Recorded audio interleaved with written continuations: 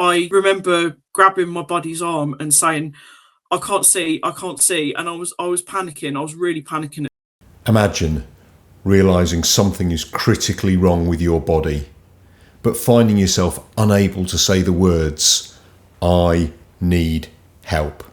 I'm really scared. I can't breathe.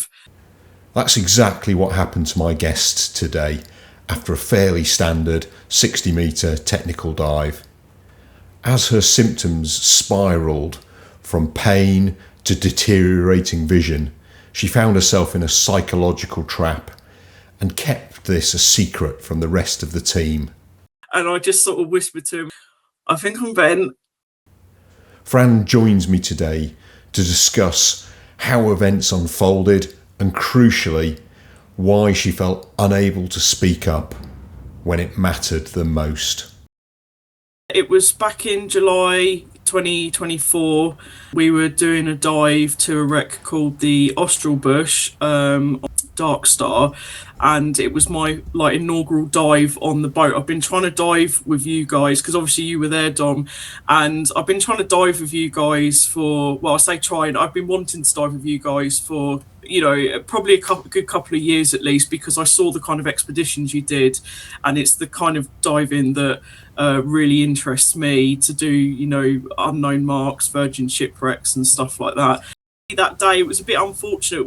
I think we had a different plan to go and dive an unknown wreck in a different mark, but I know that the boat had engine trouble that day, so the skipper said we'll just go, he'll take us out still, but it'll be to a wreck that's too far offshore because he doesn't want to get stuck out there. So, which kind of is probably a good thing in this scenario, that we didn't have such a massive boat ride back to the harbour. Did the dive, everything was fine. Great dive. I'd never done the Austral Bush before. I know you've done it several times, haven't you? I have. If I remember right, I think it was about 60 odd metres to the seabeds, and the visibility that day was incredible. I think we had probably at least 25 metres vis. You could see a huge part of the wreck. It was very clear water. I remember, there being a nice sort of engine and boilers and lots to look at. I do also remember that there was quite a lot of bycatch that had been discarded by fishermen, I can only assume. That was actually quite sad. I remember seeing actually a blue shark and, some of the sort of cat sharks and rays and that, they'd all been discarded, and there were just hundreds of them all over the sea floor. It was really quite sad to see. So that kind of sticks with me for that dive. Even though the dive itself and the wreck was a really nice dive, I do remember that part, which was a bit sad. And I did manage to free a spider crab that was heavily caught in some monofilament fishing line. Yeah, I feel guilty if I swim past a lobster or a crab that's caught in some line, some ghost gear, and knowing that if I don't free it, it's just going to die. So yeah, I managed to do that as well. 60 odd metres, spending our precious bottom time, about 5 minutes of it, freeing this crab. But anyway, yeah, it was a great dive. There was nothing that went wrong. It was it was great. Fairly square profile dive, and my ascent I thought was more or less textbook. No rapid ascent. I followed all my stops. You can see from my dive profile, I try to, so part of my training when I did my INTD mod 2 and mod 3 course, I was actually taught about not doing, trying to keep my deco profile as smooth as possible so that it's not stepped. It was part of my training, so that's what I try to do on my dives. Came out from the dive and we got picked up by the boat. So anyone that has dived off of hard boats, especially in the UK, they have lifts on the back of them, which is great, especially when you've got all this kit, rebreathers and bailouts and stuff. And the skipper came to pick me and my buddy up. But what I didn't realise was we were still quite close to the deco trapeze that had been set up. And because there was a bit of a swell that day and a bit of wind, when the skipper came in, he was a little bit too close for comfort to that because there were divers still on the line. We grabbed hold of the rope on the side of the boat to start making our way to the lift, and the skipper had, what we should have done was let go as soon as we felt the boat not stopping. but the boat was going at a little bit of speed and it dragged us. And for some reason, I just held onto the rope and I didn't want to let go. It only dragged us about maybe 10 meters, but I think that's probably the reason for why my day turned out to be such a really quite awful day after that. So you felt that maybe that was, I mean, they talk about shunts quite a lot, don't they, with decompression? So you feel that that what happened there was that exertion maybe created a shunt with you? Yeah, absolutely. I 100%. I think because although there was a swell, there is a video of me getting on the lift and being brought up. You can see a bit of the swell in the background. It wasn't a horrific swell, but it does always make it a bit more difficult getting on the lift, especially when you're carrying all this equipment. It was that effort to stay hung onto the rope, and I don't know why we should have just let go and let the skipper come back around and pick us up. Anyway, got back on the boat, everything was fine, everyone was buzzing, we'd all had a great dive. I sat down, took my gear off, and then I think we all went. It was it was quite a warm day, and UK divers are in dry suits with usually black thermals, so I think we all ended up in the wheelhouse and we were having our lunch, and I'd taken my dry suit off but I still had my base layers on, and I was sat there eating my lunch, everything was fine. And then after about probably 15 minutes, I started to get a really itchy chest. Timelines are really important, aren't they? And they're really interesting. So just to be clear, this is 15 minutes after you got out the water, or 15 minutes after you got out the dry suit? I would say from me getting out of the water to me eating my lunch and starting to realise I've got an itchy chest, I think that was probably about 25 minutes.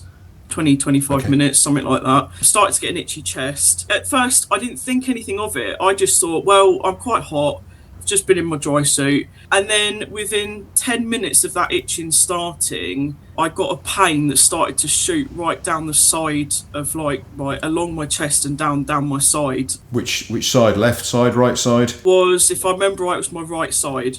I immediately, in my head, I knew what this was, and I knew that it was I knew that I had a bend, because this isn't the first time I've had a bend. The reason why I wanted to talk to you about this today, Dom, is because I know I'm not the only one that's done this. I have several friends and others in the diving community that I know have had bends, and they have not, for whatever their own reasons, have not admitted it, either to themselves or to people on the boat, whether it be any of the other divers or the crew. I just want to raise the importance of why you really should make a point of, if you are bent, you need to tell someone. You need to tell someone at least. You're absolutely right. I think there's lots of other people who have been in exactly the same position and have done what I think you're about to tell us. Obviously, I started getting the pain. I knew in my mind, so I wasn't in denial in the fact that I knew I was bent. So in my head, I was going, oh my God, I'm bent. Oh, Christ's sake, again. But from times where I've had what I would say is very minor skin bends in the past, my mindset was, I'm just going to monitor this. I'm going to monitor it myself. I'm not going to tell anyone. I'm not going to make a big deal out of it or big drama. I'm not going to jump on O2 just yet. I'm just going to see how it goes, how it manifests, because, as I say, I've had bends in the past that I would have considered to have been really quite minor. I mean, one of them in the past, I didn't even realise I had this bend. It was only luck that I managed to touch that area, and I went, oh, that feels a bit bruised. And then suddenly the bruise had moved to a different area, and I went, oh, I know what that is. But if I'd not touched that area, I would not have known. But on this particular day, anyway, so I had the pain, and I was like, right, I'm going to monitor this. I finished my lunch, and I go outside to get some fresh air. Probably mistakenly at this point, I started messing around with cylinders, like moving bailouts and taking my cylinders off, because we were meant to be diving the next day, doing even deeper dive. I just remember thinking, I've been wanting to dive on this boat with these guys for a long time. I've got this opportunity. I can't have this happen now. Why is this happening now? And I think the movement, me picking up heavy cylinders, moving things around, exacerbated the bend. My buddy came out at this point, and I remember saying to him, come to the stern of the boat a sec. And I just sort of whispered to him, and I went, I think I'm bent. I think it's going to be, it's getting worse, because at this point as well, my breathing was starting to be affected, in that I could feel my chest starting to get tight. I've never had that before, and it did worry me slightly, and that's why at that point I told my buddy, and I said, I think I might have a bend. I knew that we had a cylinder in our car of 100% oxygen. So at this point, I'm still in the mindset of, I'm not telling anyone else yet. I'm not telling anyone else on the boat that I'm bent. Honestly, I was embarrassed. Is the honest reason. I was embarrassed. I was with all these experienced divers, been wanting to dive with you guys for a long time. I got the opportunity, I got the invite to come out and dive, and on my very first dive I get a bend, and I was embarrassed to admit it to other people. So I said to my buddy, when the boat gets back to the harbour, let's just leave the kit and let's walk back to the car, and I'm just going to sit on that O2 for a little bit and see if it helps. I mean, just for context for people who don't necessarily know the situation, I think it's probably worth making the point that you weren't actually that far out when this happened. No, it wasn't like you were miles away from anywhere. But I also think it's understandable why you felt the way that you did. Obviously, you know, as somebody else who was on that boat, I guess for me, probably quite disappointing that we obviously put out this kind of persona or whatever it was that meant that you didn't feel that you could say it. So, you know, it's kind of, that's not great, really. It was literally because I thought you guys, I don't know why, because I know none of you were like this, but I was like, right, well, I'm the youngest person on the boat. You guys have been diving for donkey's years. At this point, I've only been diving for just over 10 years, and only, I think it was just under 4 years on a rebreather at this point. And yeah, I was just kind of like, oh, I'm never going to be invited back on this boat again. I don't know why I felt that way. I just did. I was just like, oh, you know, they're going to look at me. So I think it's probably worth putting out there that you have been invited back on the boat, hasn't it? So, yes, several times. Yeah, I've got lots of diving planned with Dark Star this year, and did some last year. And yeah, so, you know, obviously it's not. This was all in my head, and it is ridiculous. But I just made up this whole thing in my head that I'd be looked at as a bit like an idiot, and oh, we can't bring her anywhere, it's her first dive, she gets bent, oh, for God's sake. That's why I just said I'm not gonna say anything, I'm just gonna monitor and see the situation. Anyway, unfortunately the boat was moored so far away on the pier. It was like a really long walk, if I remember right, and the tide had gone out as well. So we were walking, so I remember saying to my buddy, let's just get back to the car. And at this point, my breathing had got quite bad, in that every time I took a breath in, I started coughing. And I thought, no, in my head, I was actually really starting to panic, because I thought, this is not good. And I thought, get back to the car, get on that O2. And in my mind, I wanted to run to the car. I can honestly tell you, it was really bad. We got off the boat and we started walking down the pier. And it was quite a long walk, and I think maybe 2 minutes in, just out of nowhere, my eyesight went.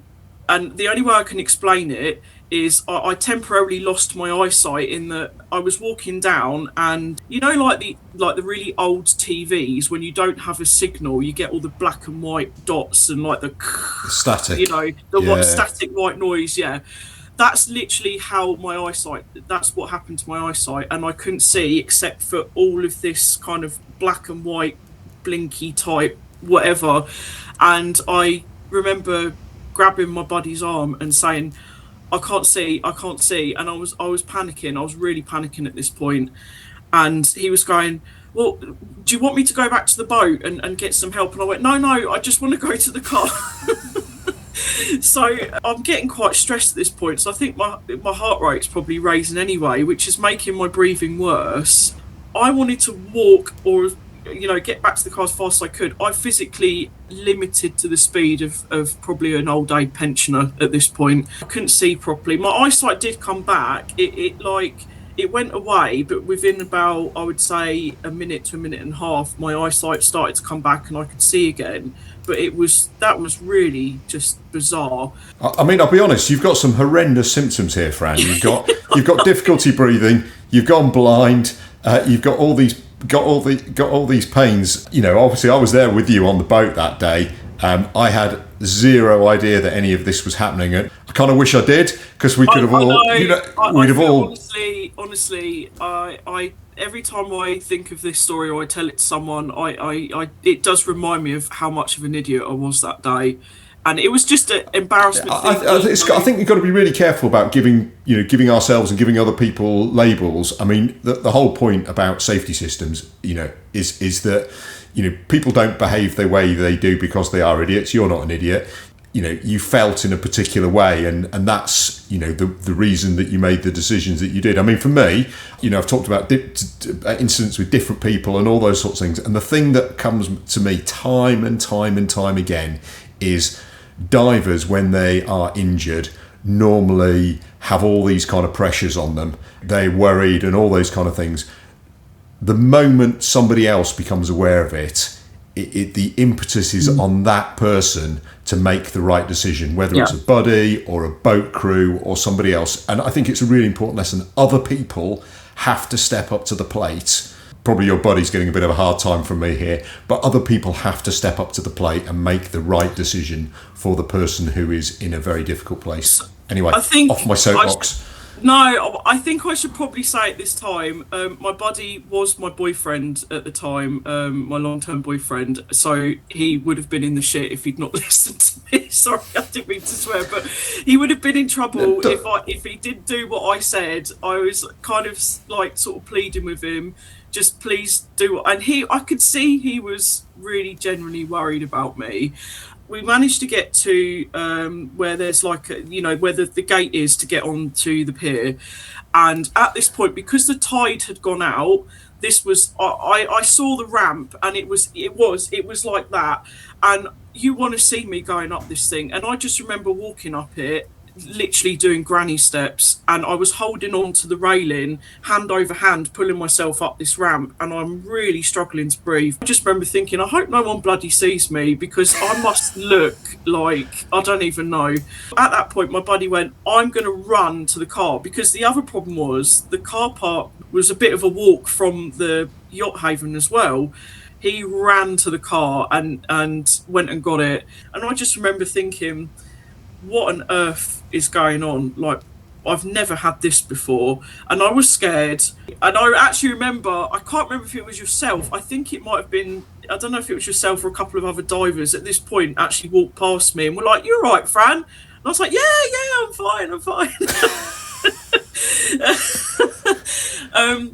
Buddy pulled up in the car, I got in, I got the 3 litre O2 that we were meant to use for the dive the next day, and put a reg on it, and I started breathing off it. And I will say, I don't know if anyone else has experienced this, but breathing O2 off a normal scuba reg, it started to make me feel sick. Luckily, we were in Plymouth, which is where the DDRC is based, so we were actually really lucky in that respect. For people who don't know, DDRC is the Diving Diseases Research Centre, which is probably the best recompression chamber in the UK. You're in a really good place, aren't you? And you're really close to it. I remember saying to my buddy, I want to breathe off this O2 for a little bit. Let's go park the car up. Let's go hide from everyone so that they don't see me breathing off O2. I know it's ridiculous. I know it is. Yeah. We went and hid in there and parked up in there, and I'm breathing off this reg. And my buddy's on the phone to DDRC. He says, like, my symptoms and everything. While he was on the phone, I was literally there. I was going, I can't breathe off this reg. It's making me feel sick.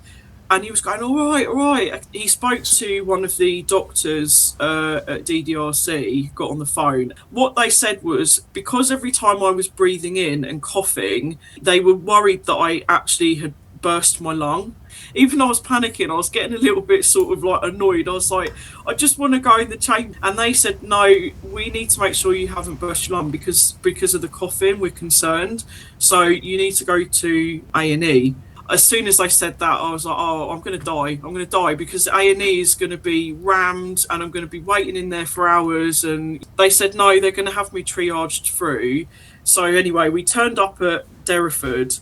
We drove up to A&E, and this is another thing that was a bit of a mistake. I should have got out the car at that point and just took myself into A&E, but I didn't want to be alone. I was really scared, and I wanted my buddy, my boyfriend, to stay with me.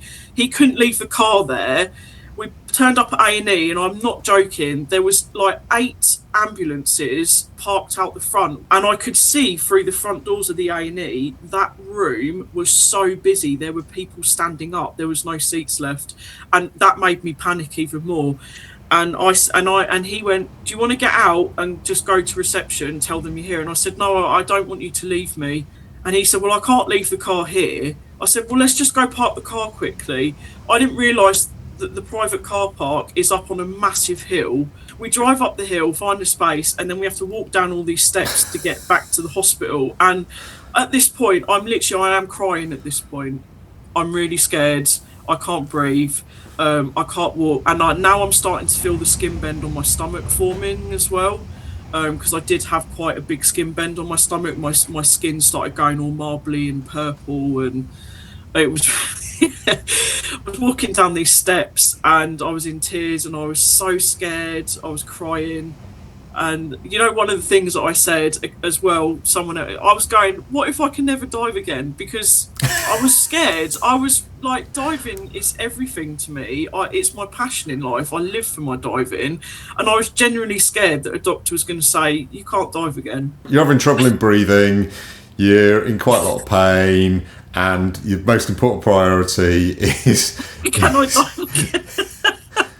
I know how ridiculous it sounds. So we get to the bottom of the stairs. At this point, I'm in such a state. I remember there's like a zebra cross. And bearing in mind that the car park doesn't take you to A&E, it takes you to the front. Like if you walk down those steps, it takes you to the front of the hospital. And I'm like, well, where's A&E? Oh, it's quite a big hospital, and I think it was round the side, which meant walking even further. And I said to my buddy at this point, I can't do it. I said, I cannot walk any further. I can't breathe. And I was crying. I was hanging onto this lamppost because I was in such a bad way. And this woman who was standing outside the hospital, she come over to me and she was like, are you all right? And I was like, no.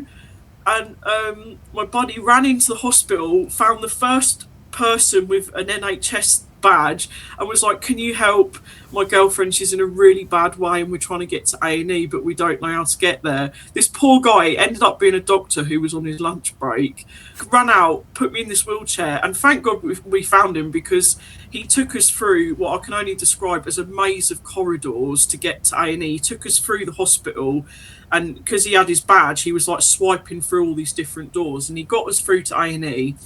And I got to reception. They were expecting me. The doctor from the DDRC had turned up as well. It was quite funny, like reception, they were asking me questions like, what's your name, what's your address? Because I used to live in Tavistock, which is not a million miles from.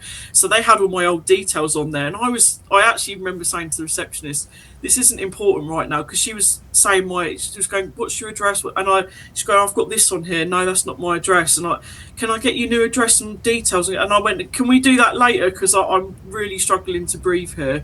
Triaged through into a room, and they brought out an enormous bottle of O2, got me breathing that on the highest setting. It was great, because I was like, oh, finally I'm getting some proper O2. And then the DDRC doctor came in. I think she was a junior doctor actually. She'd done some neurological tests with me, and she said, you need to have a chest x-ray. And I said, why? And she said, well, because we want to rule out that you've got a burst lung, because if you've got a burst lung, you can't go in the chamber. And I was like, oh, I couldn't wrap my head around it. I was like, the biggest worry I had at this point was, at some point I feel like I'm probably going to end up paralysed at this rate. Like, I was waiting for something for me to not be able to feel it, like, you know, my legs or something, because it got quite bad. But got me to have a chest X-ray. It all came back fine, and it all happened rather quickly. And honestly, I really do praise the staff at the hospital. They were great, and they were really reassuring. They were really nice to me because I was in a bit of a state at this point. And then the DDRC doctor said, right, we need to get you to the chamber now. My buddy ran and got the car. He said, I'm going to drive to A&E and pick both of you up, because the DDRC, I didn't realise, was literally round the corner from the hospital, which was really handy. Put in the chamber, I think, if I remember right, I think it was like 5 hours I was in the chamber or something. At the point where I'd been on O2 and everything, and when I got in the chamber, after about 20 minutes, I started to feel fine. My breathing was normal. My skin bend was still there. It was still sore, but the marbling of my skin had died down and everything. And I thought that the minute we get into the DDRC, they'd be like, oh my God, get her in the chamber quick.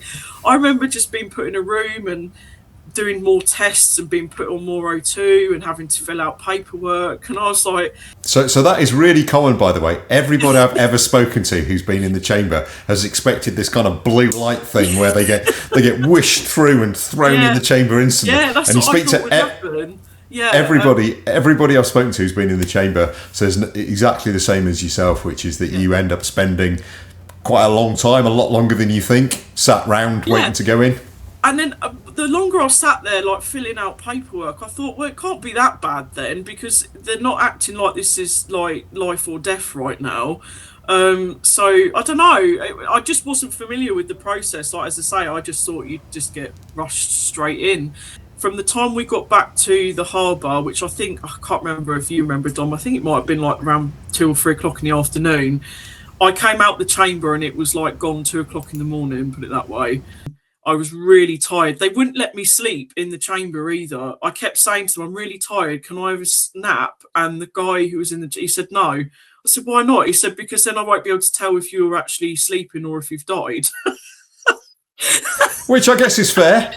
So I've just looked at your dive log, by the way. We got out of the water at 20, or you got out of the water at 20 to 4 on the assumption that the clock on your shear water is right. So yeah. I remember, because I remember going to the chamber, and my buddy, I said to him, I was like, well, I don't expect you, he can't come in the chamber, and I don't expect you to wait around. I said, you know, everyone's gone to the pub, just go to the pub. So I think he went back to Mountbatten and had a drink with a few of you guys, and that's when he told the skipper what was going on, and told people in the group. And you know, when I got out the chamber and he was there and he came to pick me up, he told me that, you know, everyone was there was nothing about anyone going, oh, for God's sake, or everyone was generally really worried and concerned. They just wanted to make sure I was okay. And you know, the skipper did say, you know, why didn't you just tell him? What, you know, just and I said, because I don't want all the dramatics of the Coast Guard being called and ambulances turning up and everyone scurrying to find O2. You know, I just didn't want to be a burden in a way. And also because of the whole, I thought that I would never be invited back again after this. And if anything, I'd be less likely to be invited back because I'd hidden it, you know, I wasn't honest with people. But the point is, it was fine and it worked out. But when I was at the DDRC, they did say, have you had a bend before? And I said, I had to be honest then. I said, yeah, I've had a few they were very minor skin bends and very spaced out over the whole time I've been diving.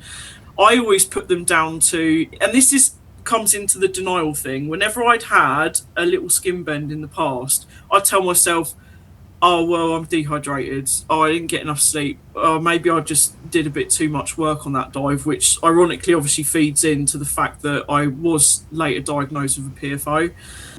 So how many treatments did you have, by the way? Did you just have the one, or did you have more? No, I only had the one. And the only thing I remember is the next day my stomach was really sore, but the doctor said that was just from the skin bend where it had actually damaged a lot of like my cells and that, but within a day it was fine. All your other symptoms had gone though at that point, had they? Yeah, by the time I got into the chamber I felt fine, and I actually remember saying, do I have to do this now because I feel fine? And they were like, yeah, you have to do it. Like, so yeah, they said, because you've had bends in the past and because this has been a particular nasty bend, we recommend you go and get a PFO check. So at this point, I've heard of PFOs. It was when I've done my diver training, there's a mention of PFOs, but it doesn't go into big detail about them. So I knew of them, but I didn't really understand what it was or anything. I know that a few divers of like friends of mine in that had PFOs in the past and, had them fixed or they just stopped diving or whatever. The DDRC didn't make any recommendations on who to go to. They just said you need to go to someone that can perform a bubble echocardiogram on you to see if you've got a PFO. Got quite a few recommendations for a particular cardiologist, Dr. Mark Turner, who's based in Bristol, and he's like a household name amongst divers and people that have had PFOs and stuff. So booked a bubble echocardiogram with him. Interestingly, when I had that scan, he actually couldn't determine if I had a PFO or not. It didn't show up clearly on the screen well enough for him to say, yep, there's your PFO. Because I suffer with migraines, migraine headaches, where I get the aura as well, where it affects my eyesight. It's the same sort of thing as what happened to me the day I got bent. It's just that was tenfold compared to what I normally get. If I get a migraine, I usually get one eye that's affected. I get patches where I can't see out of my eye. Migraines have been linked to PFOs, and because of that, I remember Mark saying to me, I'm not convinced that you don't have a PFO because of the kind of bend you had and the fact you get migraines. So I would recommend that come back for a procedure known as a TOE, and that would determine for sure if I definitely had a PFO or not, which obviously it did. So for people who don't know, the normal test that you had, the bubble test, is just with a very similar sort of thing to the one that they use for doing pregnancy tests and those kind of things, isn't it? They literally stick it on your chest. It's an ultrasound on your chest, yeah. So it's the same technology, but then you have bubbles pumped into your blood, build up a load of pressure in your chest, and then you release it. And while they've got the probe on your chest to see if they can see those bubbles that were put into your system, if they've gone from one side of your heart to the other, which would be through the PFO. But because we couldn't see that, I had transesophageal echocardiogram. You have to go under general anaesthetic for it. And they put the ultrasound probe basically they put it down to your esophagus, and the probe goes behind it. They sit the probe behind your heart because it's much closer that way, and they can tell from that whether you definitely have a PFO. And I remember coming round from the anaesthetic, being wheeled out of the room, out of the theatre, and I had the anaesthesiologist was walking next to me, and I woke up. The first thing I said was, "Have I got a PFO?" And he went, yeah, the doctor will come and talk to you, but yeah, you have. I just remember feeling a little bit sad, if I'm honest, when he said that, because I knew now that it meant for me to carry on the diving that I'm doing, I'm either going to have it fixed or I'm going to have to limit the kind of diving that I do. And to me, I love technical diving.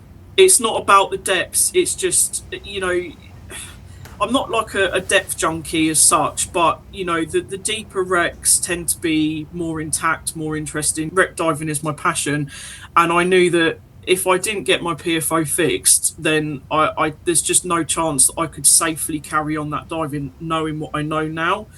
It obviously highlighted the fact that all the minor bends I've had in the past could pretty much be attributed to this PFO. My advice to anyone that's been bent, whether it's recreational or technical diving, I would say go and get a test. And I would also suggest about private medical insurance, because PFOs will not be fixed on the NHS unless under very special circumstances. All in all, with all the scans I had, the TOE, the PFO, fix and everything, I think the bill came to about just shy of £23,000. I was really lucky that I work for a company where I get private medical insurance with Bupa through them, and that's how I managed to make my claim. Had I not had that insurance, I would have been faced with two options of either taking out a massive loan to pay for it, or just having to accept that I can't do that kind of diving anymore if I can't afford the operation. So that is my advice, in conjunction to don't hide the fact that you're bent from people, is if you have been bent, please just get checked out, because if it is a PFO, it's a I don't want to say a simple fix, but it's a procedure that's really commonly done. It can be fixed, and that bend that I had, luck ran out over, I think, the 12 years at that point that I'd been diving.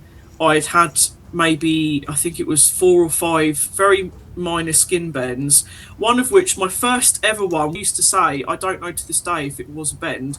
I'm now convinced it was. I was on a holiday in Madeira. It was the very first day of diving so we did 2 dives, and this was recreational diving, single cylinder, nitrox, 30 meter max, no deco. Did 2 dives that day, and we walked into the old town of Madeira from our hotel, had dinner, and I was fine. And then walking home, my shoulder really started to ache. I was walking along and I was sort of like going, oh, this is like really sore. It was only when we got back to the hotel that I went, oh my God, I've been diving today, and we're told about aches and pains in your joint. That's when I went into denial, though. And this was a genuine denial of, I can't be bent. How can I be bent after 2 recreational dives with no decompression? I was on nitrox. They weren't hard dives. They were really easy, blah, blah, blah. And I was like, no, it can't be a bend. It can't be a bend. And I went to bed that night going, no, I've just pulled a muscle or something. And I woke up at just after midnight in horrendous pain with my shoulder. And I did start to worry then. I started Googling my symptoms. This all comes down to, I'm not going to admit to anyone yet, because I was on holiday. It was my first day of diving. I'd only been there for 2 days. And I knew that if I had told people that I was bent, well, for a start, I wouldn't be allowed to dive for the rest of the trip. It does come down to, you've just spent all this money on a diving trip, and then you can't dive, and you've been excited about this holiday and blah blah blah. And I know that I'm not the only one that has done things like this. It is stupid. Like, anyone watching this video could say, well, that's just ridiculous. And yes, it is. But then I would go as far as saying, but we all do things that we know. I say all, but a lot of people do things that we know harms our health, and that could be like smoking, drinking excessively, taking drugs, eating ultra processed foods. Why do we do it? We know it's going to harm our health, but we do it anyway. And for me, I knew that if I was bent, this could harm my health, but I had other reasons why I'm going to carry on just denying it and whatever. But it got so bad that I did phone, and they said, you need to go to the chamber in Madeira. Apparently it's in the public hospital. I had a really weird experience about this, and I do wonder if this is partly why the other bends I've had since then, I've just not done anything about. If I just act like it's not there, then it'll just go away on its own. And that was my mindset for the other bends, because I didn't have a very good experience when I did try and seek treatment for this particular bend. When I got to the hospital, it was a private hospital that I'd been sent to, and they did neurological tests and stuff, and I just kept saying, can I just please be put on O2 to see if my symptoms subside? And they were like, no, we need to do these tests on you, blah, blah. And bearing in mind, I'm in a strange country. My friends were in bed. I couldn't get hold of them. I didn't know what rooms they were in. So I was in this hospital on my own, and I was really quite worried. They put me on a potassium drip for like an hour, and I still wasn't on O2. And this is what I mean. It was such a weird experience, and I just kept saying to them, can I just have some O2 please? And they were like, no. And then some paramedics turned up with an ambulance to take me to the public hospital, where they went, right, we're gonna get you in the chamber now. Got into the hospital, and a nurse came and put a cannula in my hand, which I also thought was really weird. If I'm going in a chamber, I thought, why do I need a cannula in my hand? And I was sat in the waiting room at this public hospital on my own for 45 minutes, and I got, at this point, it was like, I think it was nearly 4 o'clock in the morning. I was so tired. The pain in my shoulder had completely gone. It was like there was nothing there. I felt absolutely fine, and I was getting quite angry that I was just being sat there. I had no idea what was going on, and I went up to a nurse and I said, what's happening? Am I going in the chamber or not? Yes, but we've only got one doctor here and he's got to see to like 50 patients or something. And I said, look, I feel fine. Do you know what? Can you just take this cannula out of my hand? I'm going to go back to my hotel and go to bed. And that's what I did. I just thought, no, I feel fine now. I don't know if that was a bend or not, but if it was, it's gone. I'm going to carry on diving for the rest of my holiday, and that's what I did. And I had no problems. I will say, I had no problems after that. And then the next bend I ever got was, ironically, must have been about 4 years later, when I started doing like deep, sort of long deco diving. But that was the one and only ever recreational dive where I think it was a bend. To this day, I've never had someone tell me if it was, but I do think it was.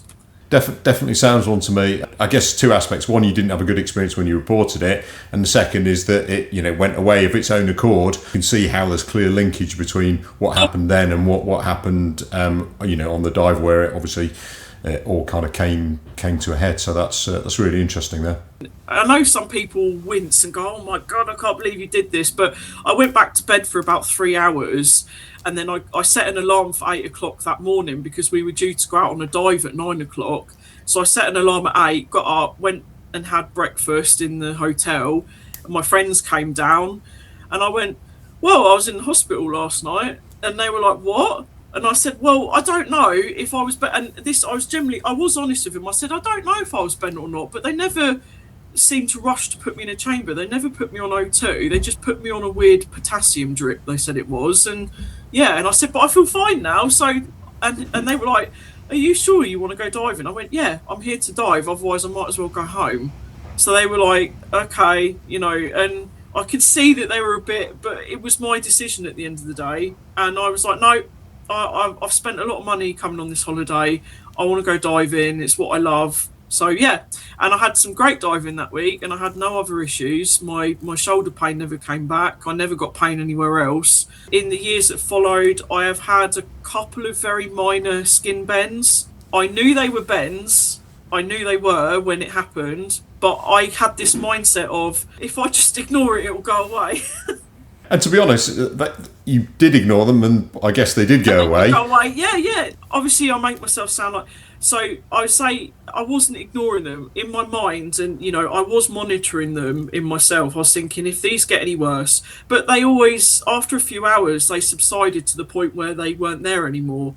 Having gone through what I went through, that dive that we did back in that July, it has taught me a huge lesson. Your luck will run out one day. Especially if you've had multiple small bends and you don't do anything about it, or you don't seek proper treatment, one day your luck will run out. I'm sure a lot of people will be critical of the past decisions I made, but that's why I'm here to talk about it, because I want people to learn from my experience of, if you're watching this video and you've done exactly what I've done, where you've been bent, you are in your mind, but you just don't want to admit it to anyone else because you don't want the dramatics that come after it.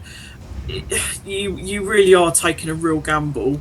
And I think any caring human being that's on a boat with you, they would rather you get help than you sit there and hide it. I had my PFO fixed in January last year, so January 25. I started again in May because I was signed off for diving. Last year, I've had no issues, touch wood, did several technical trips, did dives in excess of 70 odd metres, and I've had no issues. And another thing I've been focusing on is trying to focus on my own health, because fitness is really important for diving, especially technical diving. So I've been really throwing myself into the gym, and because these are also risk factors as well. So I just really hope this video reaches out to people to let them know that if you've done what I've done, you are not on your own. There's a lot of divers that have done what I've done. I know a few of them personally, and we talk about our stories and stuff. It's your personal choice at the end of the day. If you go diving and you get bent, nobody can make you own up to it unless it's really quite obvious that you're bent. Like if someone is unconscious, or that you've spotted they've got a skin bend, or their arms inflated like Elephant Man or something. Because I've had friends who have had like lymphatic bends, and parts of their bodies have blown up to like twice the size they should be, and Yeah. So, and amazingly, the whole scenario and everything I've gone through with all the PFO diagnosis, I honestly had no idea how common PFOs are. I've probably got over 700 dives under my belt. I've been diving on a rebreather for nearly 5 years now, and I've done countless technical dives in excess of 90 odd meters. For the majority of those dives, I never got bent. It's just one of those things where one day your luck will run out, and that's why I really think if you've had a bend in the past, just please go and get a PFO check, because it's really not worth the risk. I wouldn't want anyone to go through what I went through. Fran, that's absolutely fantastic. No long-term damage, that you've managed to get the PFO fixed, and that you're back in the water because your passion absolutely shines through. So those are all really good outcomes, really pleased to hear, and really good of you as well to come on here, be so honest, be pretty self-critical. I think your point that you hope other people will learn from it and, go and do the same. That if you've got DCI, flag it up to somebody, make smart decisions. If you've had stuff in the past, go and get a PFO check. Those are all really good points for the people who are going to be listening to this. On behalf of everybody, I would just like to say thank you. I wish you all the best for your next trip, which I think is probably going to be with me in March. So yeah. We shall look forward to that. Yeah. Okay. Well, thank you very much, Dom.